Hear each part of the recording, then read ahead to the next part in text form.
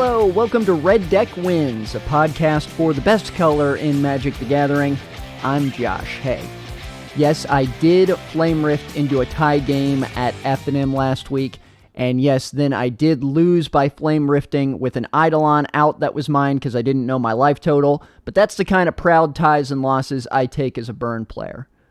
I recently found that I'm not the only person that's tried to do a red-focused MTG podcast, which makes sense, but the reason I bring this up is I started this podcast because I couldn't find anybody else that was just focusing on red specifically across different formats in Magic. I did find one, though, online. It's on MTG Cast. Looks like its latest episode was around 2017, though. It's called Red Deck Podcast, and it focuses more on competitive play with red decks. But if you want to look back on those years and stuff, it seems like a great show. I've listened to part of it. But I wanted to give a shout-outs to that if you're like, hey, I'm looking for more podcasts that focused on red, because that's part of why I started this show, and I couldn't find any. Enough rambling about that.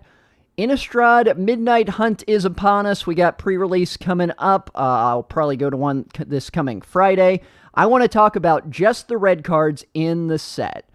And I know you're probably well aware of other creators doing this sort of thing, but maybe not with just the red cards. I'm trying to bring a laid-back red perspective to this. If you want to compare your thoughts to somebody else that's passionate about red, and red's your favorite color too, that's more what this is for.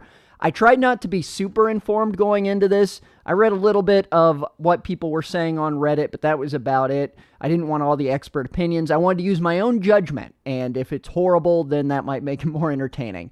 So, I'm going to judge these by, number one, looking at me personally. What am I going to do with these cards? Will I pick up a play set of them, buy a couple of them? Maybe I'll buy it if it proves itself to be good later on. Do I think the card's good, but it's just not for me and I don't want to purchase it? Or maybe I'd draft it, or I'd draft it to sell it later. And finally, I wouldn't even draft it. There's no part of me that wants to own this card or play this card. And so that's more of the personal level. And then I will do my guesses as to what the correct opinions are. Will the card be playable in Modern, EDH, Historic, Standard, or Draft, or none of those? I'll try to make a guess at that. Finally, I think we'll skim over to the price as well, because you can see that on Scryfall. Which brings me to, yes, I do have the old screen capture going. I figured for a cards going over a card review of a new set, you want a little more visual, so I don't have to read every card to you. And I have found that with audio, if you're just listening to audio, you don't need every card description, like every single line of audio. You get the idea of a card and you can check back later if you want, at least when it comes to reviewing a whole lot of cards. So I'm trying to make this a more casual episode.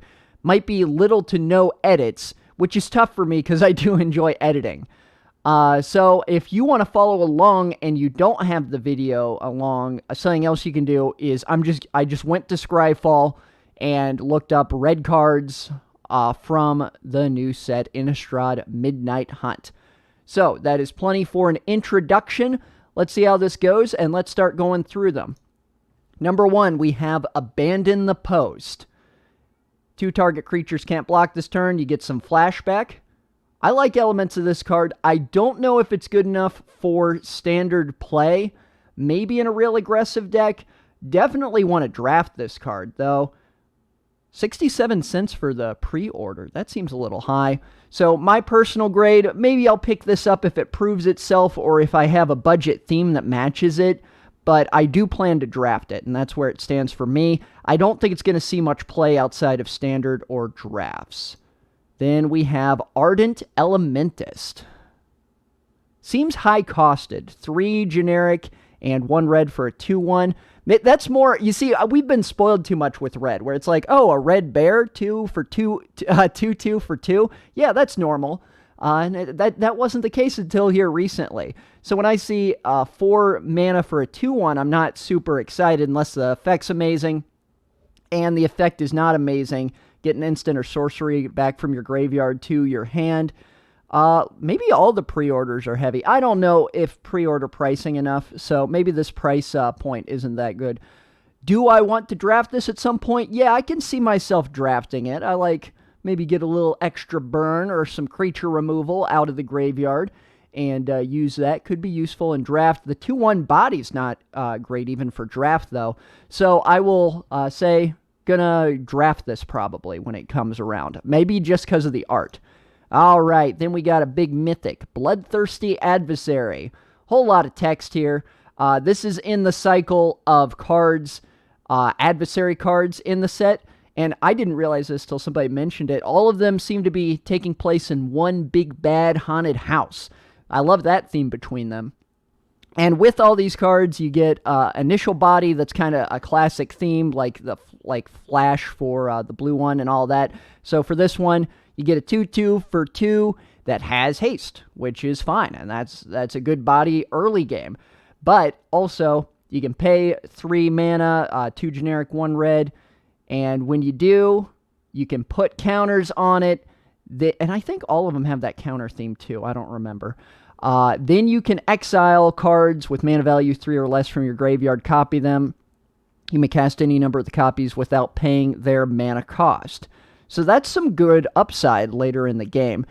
I don't know if this is my personal flavor. Will I pick this up? I might not, looking at the price. But I mean, it's great in standard. So maybe I should say that if money's no object with these, will I pick them up? That's a better way to do it. So Bloodthirsty Adversary, if I had a play set around, yeah, I'd definitely put them into a standard deck. Might even see play in Historic. I don't know that format as well. Could be fun in EDH too, in a vampire deck. I like it. I like the art. It's a solid card, and I hope the price doesn't drive too many people away. And it might not. I might put this in a standard deck. I like vampires. So yeah, good on you, Bloodthirsty Adversary. Brimstone Vandal. We got a common. It is 3 mana for a 2/3 with Menace, Devil. And we get into some of that day and night shenanigans. I'm not going to get all into the details of that. You can look it up somewhere else. Other people can explain it better. And I assume, I guess when I do these podcasts, I assume people have the same knowledge as me, which might not always be correct, but maybe that's how humans communicate. So anyways, it enters the battlefield, it becomes day. When you switch from day to night, you deal 1 damage to each opponent. Hey, some incidental damage. It's a devil. It has menace. It's all the kind of mechanics that I always want to be real good, but usually aren't amazing. I think this is good for standard. I will pick it up. I'll try it. Maybe it's terrible in standard, but my guess is it'll be decent. Maybe it'll be a filler card. Once again, you could say this maybe with EDH with everything. Oh, it's a devil, or oh, it's this creature type. Put it in your EDH deck with that.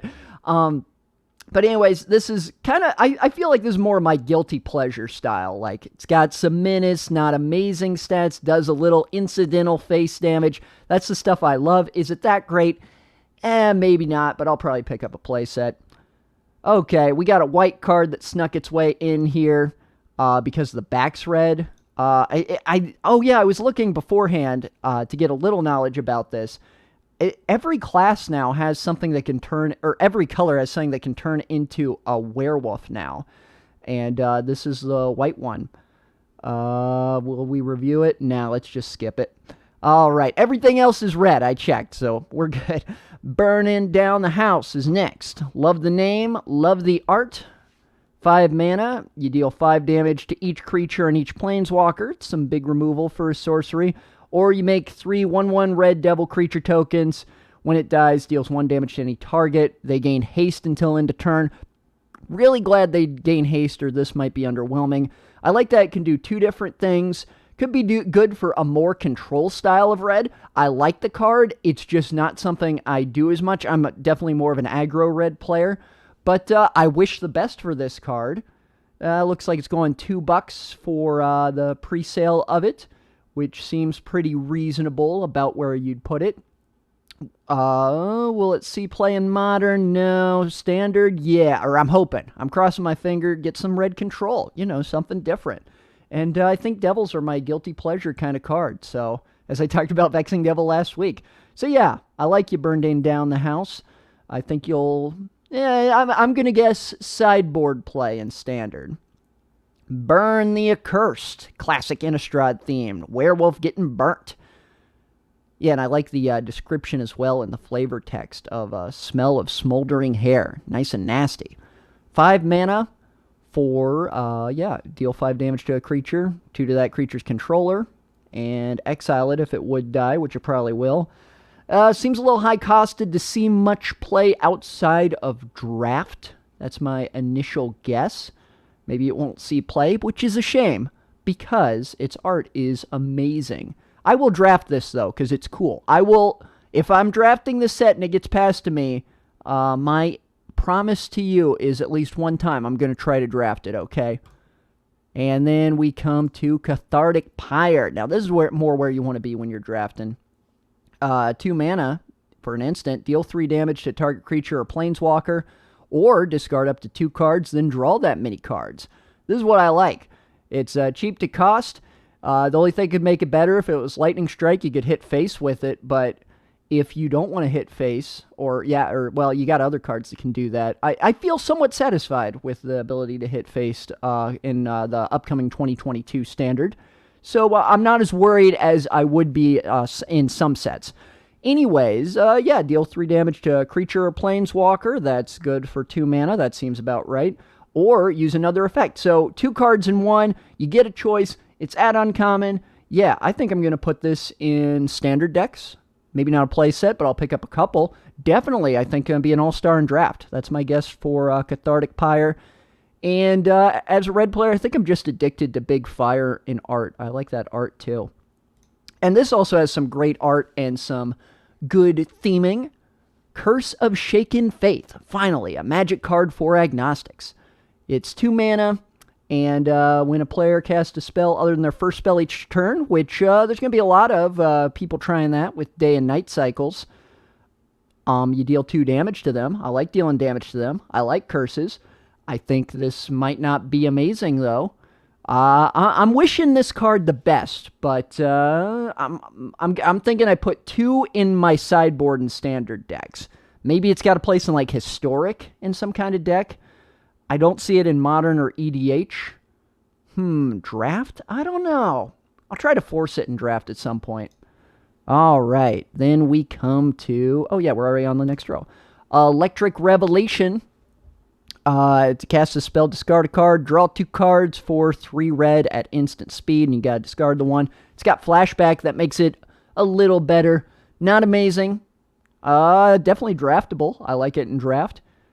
Maybe I don't know draft enough. I feel like I'm saying, oh, this is good in draft for just about everything.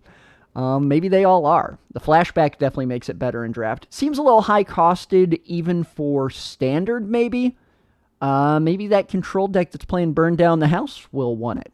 I don't know. Not amazing. Probably won't pick it up on its own, but I'll try to draft it. Falcon Wrath Perforator. 2/1 for 2.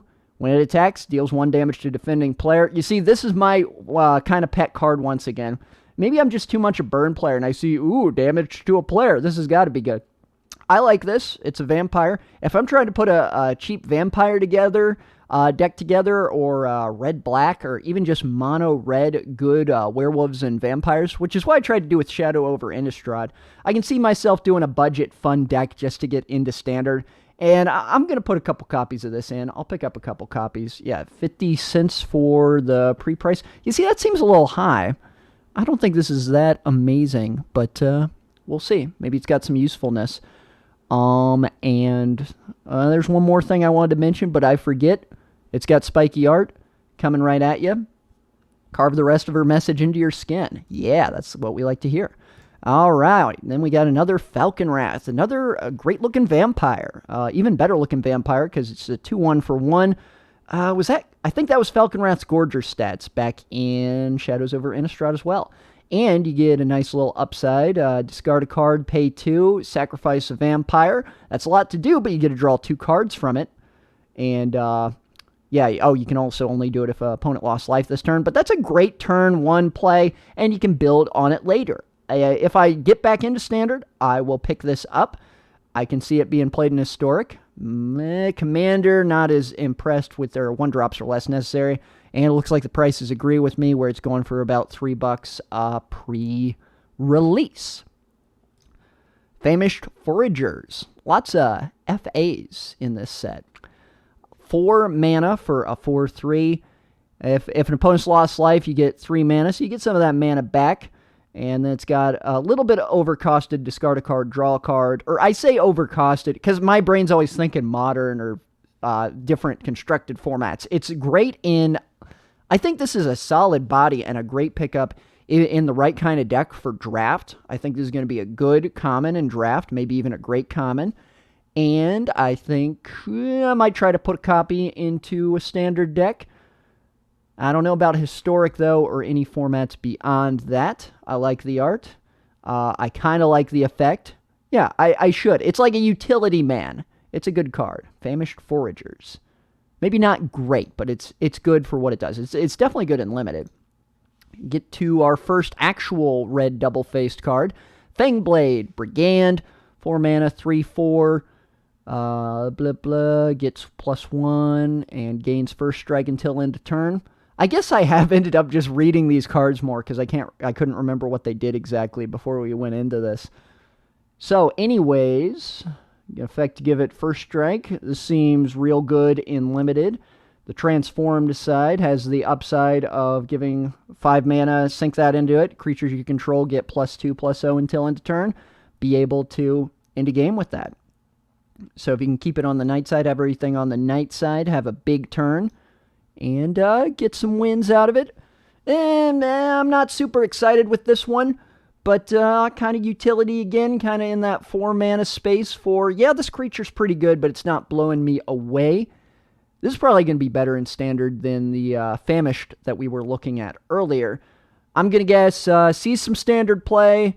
I probably won't pick it up unless it proves itself, and I'll draft it. Then we got Festival Crasher, 2 mana, 1/3. When you cast instants or sorceries, gets +2/+0 until end of turn. It's a devil. It's my guilty pleasure spot. Is it that good? Maybe not, but I will probably pick some up for standard, probably a couple for standard, and I'll try to draft it. It's very cheap pre-release, probably not going to be that good, but I mean, it's a pumpkin on a devil's head. So many candles, so many flammables, so little time. That's right, Festival Crasher, I'm all for you. Flame Channeler. I was excited by this one. Something about it particularly excited me. More than... Usually when I get excited, it's direct damage related, but this doesn't have that as much. It just seems like great utility. So you get a bear, and when you control, it's 2 mana, 2/2. When a spell you control deals damage, you get to transform it. Well, that doesn't seem to be too hard for red to do. Get that transformation. Then whenever a spell you control deals damage, you put a counter on it. Remove a flame counter from Embodiment of Flame, exile the top card of your library, and you can play that this turn. So spend 1 mana after you've got a flame counter on it, which you got to total, while this card's in the play, do 1 spell that deals damage, transform it, deal another one to get that flame counter. Then you're good to go, and you get a 3/3 for 2. And yeah, it's not a day-bound, night-bound, so you're not too worried about it transforming again. So yeah, 3/3 for 2, that's where you want to be in an aggressive red deck, or in any red deck particularly. At uncommon, that should help keep the price down, and I like it. I like it a lot. Getting that, be able to exile top card, play that when you run out of cards, or in the middle of the game when you don't have a good play. I really like this card, and maybe I'm too high on it. I bet I wanted to see historic play, because I know there's like wizard decks and stuff. In fact, the Pioneer pre-constructed deck that's coming out has a wizard theme already. This fits right into that if you're picking that deck up. So yeah, I think it'll see some play in Pioneer / Historic, and maybe EDH. I don't know wizard classes. Maybe I don't know enough about EDH since I just started messing with it this year to give good reviews of that. But that's my guess. Flame Channeler, I love it. I will probably get a play set, at least if I do plan to play some standard, and I'm pretty excited for this set, so I probably will. Get a play set. Good stuff. Then we have Geist Flame Reservoir. Artifact, 3 mana, put counters on it when you cast instant or your sorceries. We've seen this sort of thing before. 2 mana, remove charge counters, deal that much damage to any target, and or exile the top card of your library. You can play that card this turn. Lots of utility, lots of this, lots of that. I think this is more flash than it's worth, at least in my guess. Maybe I'm totally wrong. It doesn't strike me as going to be amazing. Maybe sideboard and standard. Could be fun if you're pack 1 in draft and you open this up and you're looking for something to build around. There you go. Could help with that. But I'm not super impressed with this. Draftable, yes. Standard sideboard, maybe. Everything else kind of meh. Harvesttide Infiltrator. Great looking art on this one. 3 mana for a 3/2 with Trample. That's the Daybound side. Then when you switch it over, nobody casts spells on their own turn. You get a 4/4 with Trample. Very basic, not super exciting, but is it pretty good? It's okay. If you're if you need some more werewolves for a mono red werewolf deck in standard, it can see play, and it'll see play in draft. Solid body for draft. That's a little underwhelmed, or a little sad, because I like it when great art matches up with a great card, and Harvesttide it's okay, but it's not blowing anybody away. Immolation. I didn't realize this was a reprint when it was first spoiled, and I also can't read because I thought it was given. It's an enchant aura, 1 red, give the creature +2 +2 power, -2 for the defense, toughness. Sorry, I'm getting all my terms mixed up. +2, -2 on a creature could be an aggressive play, could be some removal. I like this sort of card, and I like the art. Nothing is funnier to a devil than setting anyone, on fire. Yeah, I like that text too. I'm high on this card, and it's a classic that's getting a reprint in standard. I like it a lot. I'll grab a couple for standard. But is it that great overall? Probably not, but it's a guilty pleasure type or thing I want to be good. Definitely going to grab it, try it out in drafts, and I'll probably grab a couple for standard too. Lambholt Harrier. Get a wolf. It's a 2/2 for 2. Target creature can't block this turn if you pay 4. Yeah, if you need some 2-drops for draft, you're going to grab this. Otherwise, and it's not blowing anybody away in standard. Then we come to Light Up the Night. X and red. I'm reading this one because it's been a while. This was spoiled early in the spoiler cycle. Oh yeah, this was a confusing one where you could remove X loyalty counters from among planeswalkers. I don't know if I'm too qualified. I don't play with many planeswalkers, so I don't know if that's going to be super easy or super busted or not. I don't think so. Any target, I like that. I like that's not just creature or planeswalker, but you do get an advantage if the damage is creature or planeswalker. Maybe that big standard deck. I like how I keep talking about this possible mono red control standard deck. I don't think that's really going to exist. Yeah, anything with an X cost could be some fun in Commander. Anywhere else, though, maybe standard. This is better than I realize. Could see play in standard, and it's definitely worth drafting. Then we come to Lunar Frenzy, another X and a red card. +X+O, gains first strike and trample until end of turn. So let's say you put 2 mana in it. You're giving your creature +2 and first strike for 3 mana. Seems like a later game mana sink for draft and nothing more. Not super exciting. Art's cool. In the adrenaline-fueled chaos, you hadn't even felt the bite. Yeah, it's good storytelling too. But unfortunately, probably more just a limited card. But good and limited. Here's the card I'm most excited for in the set. Anything that could ever be a lightning bolt, I don't care how convoluted it is, it gets my blood pumping. 2 and 1 red for Moonrager Slash is the name of the card. Maybe I've relied too much on the visuals if you just have the audio for this episode. Yeah, Moonrager Slash. And so for 3 mana, you deal 3 damage to any target, but it costs 2 less if it's night. So maybe you don't play anything on your last turn of the game, and you just have this in hand. Well, wait, that seems kind of convoluted, because if you're doing that, you probably already have 3 mana if it's like your last kill spell. So it's not amazing there. Mid-game, it seems pretty good. I don't know if it's as good as I want it to be. I want it to be great. If I'm playing Standard and getting into Historic, I'm going to pick up a play set, because anything that says deal 3 damage to any target for 3 mana or less, I get a little excited for, and that's my favorite kind of card. The art of the werewolf looking all nasty. It looks great. There's even a little jack-o'-lantern hanging out in the background. Yeah, I like it a lot. Will it be good? You see, this is a tough call. Why am I scared that people are going to judge me if, like, I get this wrong? Who cares? Okay, fine. I'll say it does see play in Historic. It does see play in Standard, and helps make red decks win in Standard a thing. And it's going to be great in Draft. Looking for big things from you, Moonrager Slash. I hope you deliver for the sake of all burn spells everywhere. Moonveil Regent, another mythic.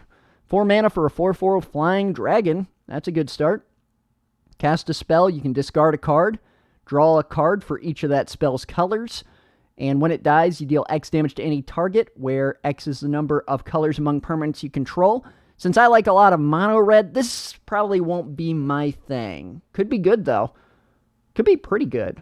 I have trouble judging cards that have a lot to do with other things. Looks like the price is saying it's going to be real good, too. $15 for the pre-release if you want to pre-order this. So, yeah, who am I to disagree with that price? Yeah, that's the secret. Check the price if you don't know how to make an opinion. So, yeah, I think it's going to be real good in Standard. Going to definitely be great in Draft, obviously. Any flying 4/4 for 4 is going to be great in Draft. And drawing cards whenever you cast a spell, if you get to discard a card, could be a Madness Enabler, could go in Commander decks with a lot of Madness, could see Historic play. Yeah, all around, great card. Cool art. It's kind of like stained glass windows in the wings for Moonveil Regent. Mounted Dread Knight, 5/4 with Trample, gets a +1/+1 counter on it if an opponent lost life this turn. Yeah, that could be a finisher in the right kind of aggressive draft deck.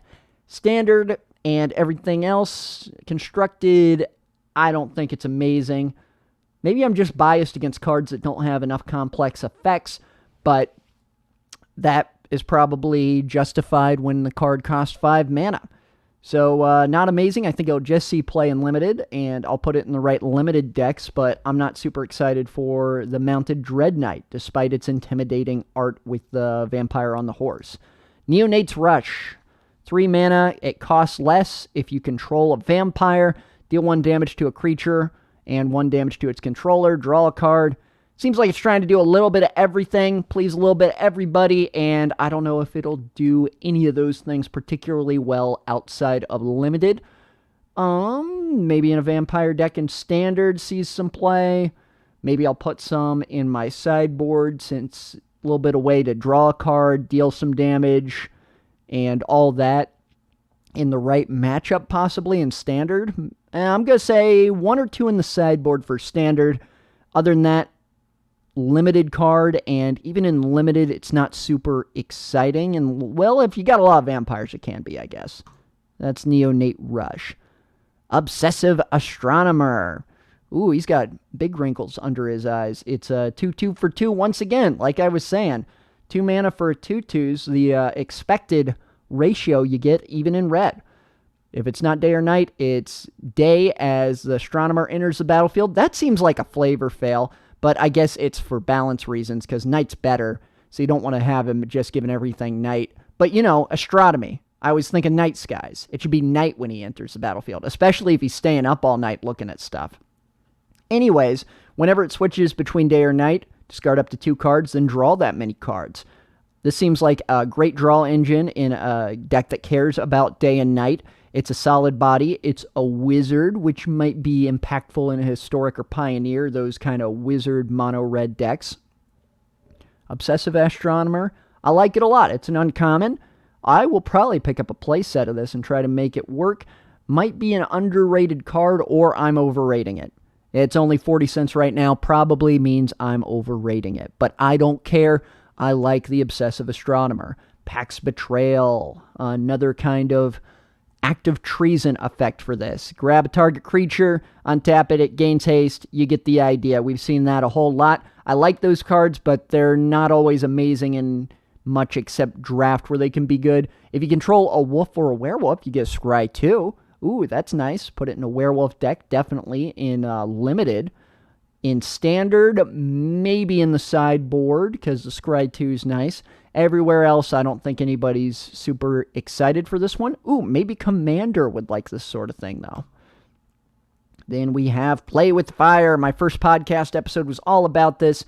And if you haven't heard, you get one red mana, or you don't get mana. You spend one red mana, Play with Fire, deal 2 damage to any target. If the creature, or if a player's dealt damage this way, you get an advantage. You get a Scry 1. I like it. I like it a lot. I will definitely be picking up a play set of these. Looks like $224 for the pre-release price. Seems a little high, but hey, I'll take it. This is my kind of deal. Deal damage to face, get rewarded. Yeah, I talked about it a lot in the first episode. It's got a devil in the art. He's looking all nasty. What is he doing? Casting a spell? He's got swords all around him facing outwards. And he's throwing one of his spell swords. Weird art. I like the art too, though. I like the name all around. This might be one of my favorite cards in the set, along with Moonrager's Slash. As a burn player, anytime I can go face, I like it. Play with Fire. Looking good. Purifying Dragon. Big Dragon. 5 mana, which is 3 colorless or 3 generic and 2 red. And you get a 4/3 with flying. Whenever it attacks, deals 1 damage to target creature defending player controls. If that creature is a zombie, deals 2 damage to it instead. If zombies get out of control in standard, this guy's got you covered. Will be sideboarded in for that in the right deck. But otherwise, on its own, not too amazing stat-wise. And standard dragon, good, and maybe even great in limited. Good finisher if you need a finisher in limited. Otherwise, though, in standard and the other constructed formats, I'm not as excited for it. Probably won't pick it up on its own. Raise the Effigy, 1 red mana. Ooh, you have my attention because I'm a sucker for cheap costed red cards. But it's destroy target creature or give a creature +2/+2 until end of turn. I will probably get past this a lot in draft and draft it more than I should because it hits that sweet spot for me. It's probably going to come around the table a lot, I guess, even in limited. Maybe you put 1 or 2 of these on the sideboard in the right standard deck. Everywhere else, you probably don't want this, even though it's a choose one effect. And the price is going for $1 pre-release, so maybe I'm underrating it a little. I like the art. Then we go to Reckless Stormseeker. This is a great card, too. 2/3 for a 3 mana human werewolf. And it looks like the werewolf's got some work it's doing in terms of inventing. It's got a rocket pack on its human side. That's awesome. And let me double check. What about the other side? Yeah, it's like destroyed the rocket pack on the other side or consumed it or something. Yeah, that one's awesome. The art's awesome. And then at the beginning of combat on your turn, target creature you control gets +1/+0 and gains haste. So when this comes down, at its worst, if you got nothing on the board, it's a 3/3 with haste, which is just fine. And you got a bunch of upside if you can get it, and you can give another card haste, and you get to do that every turn. So that's great every turn. And that's great just on the daybound side. And nightbound side is just that, but better, which is a common theme. And I think that's true for just about every card in the set, where, yeah, nightbound's just strictly better. Instead, you get to give a target creature you control trample and haste and +2/+0. I think this is going to be great in werewolf decks that are red-green in standard. I think this will maybe even see some play in historic. Probably not modern playable in any kind of deck. I think it'll even see play in commander, though, and I think it'll be great in limited. I like this card a lot, and if I'm getting into standard, I think I'll grab a play set. A little expensive for a playset, but yeah, I think it's worth it. It's like $350 right now, it looks like. All right, yeah. That's another one of my favorites. Reckless Stormseeker, good stuff. Seize the Storm, 5 mana. And what do you get for a 5 mana sorcery? You get to make a red elemental token with trample, and this creature's power and toughness equal to the number of instant and sorcery cards in your graveyard, and plus the number of cards with flashback that you own in exile. So you're not punished for flashback stuff either. And you can flashback this, but it's a high cost of 7 mana. I just don't see this being too amazing in any constructed format. Man, the art's really cool with these giant looking, I don't even know what those things are supposed to be. I'm not Vorthos enough. But the art's really cool with lightning and giant cloud fire monsters. Unfortunately, I don't think getting a big red elemental with trample is going to do much in standard. That's my current guess. And it's not really my thing personally, and I don't think it's too great either. But the art is great, so I don't know. Grab one if it gets passed around to you at the table when you're drafting. Smoldering Egg, 2 mana for a 0/4 dragon egg with Defender. Cast instant or sorceries, you put counters on it. We've seen this kind of egg-type card before, and the amount of counters you get isn't, you don't get 1 per instant or sorcery. Instead, what it is it's that the mana cost to, or the mana spent to cast that spell. So, better for flashback cards, too. You get that advantage for spending more mana. 7 or more Ember counters. That seems like a lot. And I get that 1 mana from each time you get a spell. They wanted to make it higher, but that seems like a lot. And it's a rare. On the other side, you get a flying 4/4. Whenever you cast an instant or sorcery, deal 2 damage to any target. That's a great creature and a great payoff. But, or maybe a great payoff for another card. I don't know. I think the cost is too high. It's going to be too hard to flip. Maybe it'll help you in a mirror aggressive match where you don't want their early damage getting through, so you put this 0/4 on the board. And, yeah, more of a controlling type card. I don't think this is going to be too great. I think I'll try it for sure in Limited.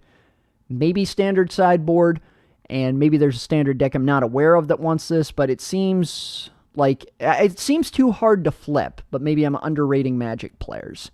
Spell Rune Painter, we got another flippity flop card, and this one is a werewolf. 3 mana for a 2/me, or a 2/3. Cast an instant or sorcery. It gets +1/+1 until end of turn. Okay, that seems alright. Well, yeah, wait, it's basically prowess. Yeah, I like that. That's fine. And then on the other side, you get double prowess. +2/+2 until end of turn whenever you cast an instant or sorcery. And it's a 3/4. Yeah, if you're making a red werewolf deck, this is great. Is this my personal jam? Somewhat. I think I'll grab like 2 copies of this. Maybe I'm overrating it, though. Cost is only $38 or 38 cents at the moment. Human Shaman Werewolf, that's a great title. I like painters. I like artists. It's an artist. A lot of D, a lot of do. Put this in your deck for you. I don't know. Spell Rune Painter, I like it. But is it that good? Maybe not. Stolen Vitality. Got some great creepy art if you're not looking at it right now. Red eyes staring at you. Vampire with blood. And looks a little too happy. I like the lighting, too, where there's bright lights on his back. That adds to the creepiness. 2 mana, instant. You get +3/+1 till end of turn on a creature. And if that's that creature's turn, you get trample until end of turn. Otherwise, it gains first strike. So defensively, you're on the defense. You can have first strike or have trample if you're on the offense. I think if it was 1 red, it'd be a big all-star. But at 2, it's more okay. It's definitely a good trick in Limited. In Standard, I might put a couple of these in, see if I can get some damage in or some usefulness in. I can definitely see myself picking up at least just 1 for the art. I mean, it's not going to cost too much at common. $1 for the pre-sale of it, which seems a little high. But yeah, Stolen Vitality, it's okay. It's not amazing. I like the art. It's weird. Sunbreak Phoenix, starting to get into that final stretch. Looks like we got like 6 cards left. Sunstreak Phoenix, pay 4 mana, 2 of which has to be red mana. You get a 4/2 with flying, and it becomes day when this enters the battlefield if it's neither day nor night. That wording seems kind of convoluted, but it's not hard to understand, and that seems to sum up Magic in a nutshell. Whenever day becomes night or night becomes day, pay 2 if you want, and if you do, you can return it from the graveyard to the battlefield tapped. Standard Phoenix type theme. What do I think of this? I think 2 life seems a little low, but it seems easy to bring back. It's at Mythic. I might wait to see how this one does before picking it up. I'm happy if I grab one in the pre-release or happy to draft it. In Constructed, though, I think it might be a standard-only card, and I will wait and see to make too harsh a judgment. I like the art, but that doesn't mean I'm going to pick it up as much. Looks like it's going for about $5 pre-release, so people have some promise in this that maybe I just don't understand. Tavern Ruffian. 4 mana, 2/5, daybound. You flip it over, you get a 6/5, and both are vanilla. If you like easy way to introduce someone to Daybound Nightbound, this is the card for you. Otherwise, not too terribly exciting. Definitely draftable, but that is about it. I'd like a copy just because I like the art. He's arm wrestling, and then he's knocking the table over because he got mad and he lost. It's a she, sorry. She dispatched every challenger with a sickening snap of bone. And that's the Daybound side. On the B side, we've got with every arm in sight broken, turned her attention to the furniture. Oh, so she was successful. I like the story it tells. Is it good or useful in anything besides limited? I don't think so. But hopefully I'm wrong. I don't know. Here's an old favorite I like. Thermo Alchemist. 2 mana, you get an 0/3. It's Defender, but you can tap him, do a little pinging to an opponent, and untap him whenever you cast an instant or a sorcery. So you got a bunch of those trying to finish out the game, do a little pinging. I like this. I played this in Pauper. I had a lot of fun with this in a Pauper deck because he was common when he came out in Shadows over Innistrad. It's a reprint from there. I'm a big fan of this card. Will it fit into a more werewolf aggro theme? Maybe not, but maybe. I like it a lot. I've already got the copies of it, and I will try to force it in Standard. Might even start trying to force it in Historic or Pioneer. Yeah, I think I will. Thermo Alchemist. Cool. Is it great? Is it objectively good? Maybe not, but it's my kind of card. It's probably in my top 5 cards I'm happy to see in this set so far. And that's good, because I think, we're getting down to our final 3. We got Village Watch. 5 mana, 4/3 with haste. Pretty standard stuff. Seems all right. It's uncommon. Backside, wolves and werewolves you control have haste. Ooh, that's a nicer advantage on that Nightbound side. Village Reavers. Oh, yeah, and I remember I did see the flavor text of this before. Yeah, my word, you'll see no wolf attacks while we're around. And then, gotcha, we were the werewolves all along. With no guards to be seen, the cobbled streets of Gastaff, I don't know how to pronounce that, or Gatstaff, echoed with howls. I like the flavor. Is it a good enough payoff for Standard? Maybe. I like it a lot in Draft, though, and I like the story it tells. Then we've got Vol'daren. Oh, I should know how to pronounce it, but I don't. Vol'daren Ambusher. 3 mana for a 2/2. When it enters the battlefield, if an opponent lost life this turn, deals X damage to up to 1 target creature or planeswalker, where X is the number of vampires you control. Get a payoff for having some vampires on this field. Is it a big enough payoff for a 3 mana 2/2 that doesn't do anything after? I don't think so. Maybe a 1 of or a 2 of in the right vampire deck in Standard, but probably not a full playset anywhere. Besides, I don't know, if you want to go crazy with it and Draft and get lucky and grab 4 of them. Yeah, it's pre-sale for 50 cents for an uncommon. People don't seem too stoked on it either. Cool theme, but we're not super exciting. Then we have Vol'daren Stinger, and I like to think of myself as an expert of sorts on 1 mana red cards. How's this one stack up? Or 1 mana red creatures, I should say. How does this stack up? It's got first strike as long as it's attacking. That's a nice little bonus. And it gets +2/+0 until end turn. If you spend 3 mana, you could do that multiple times if you really need a mana sink in Draft.